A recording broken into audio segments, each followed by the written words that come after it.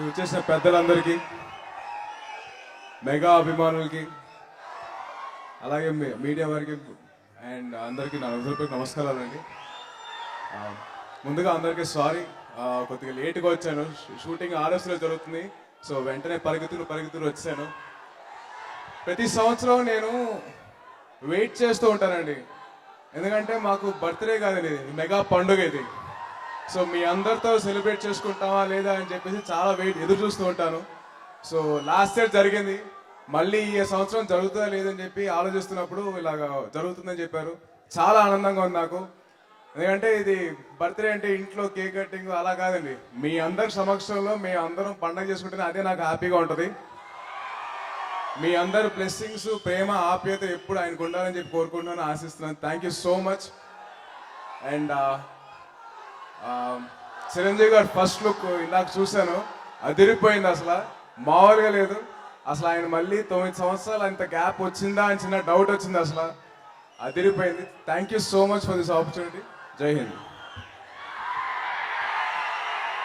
నేను అడుగుతా సార్, ఒక చిన్న step please, please, small step. పోనీ డైలాగ్. డైలాగా?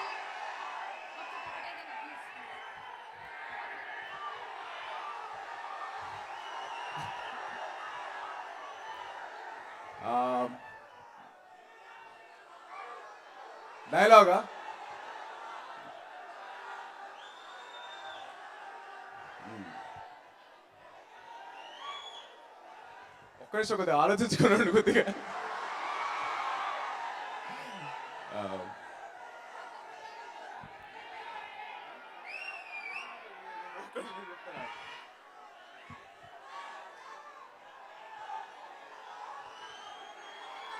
ఒక్క నిమిషం చెప్తా, ఒక్క నిమిషం.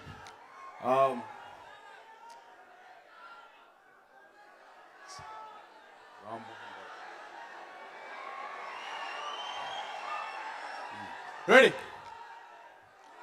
రామ్మోహన్ రావు, సంవత్సరం తిరిగే లోపు 50 లక్షలు సంపాదించి నీ కూతురికి మొగుండవుతా, నీకు రంకు మొగుండవుతా. ఇదే ఛాలెంజ్.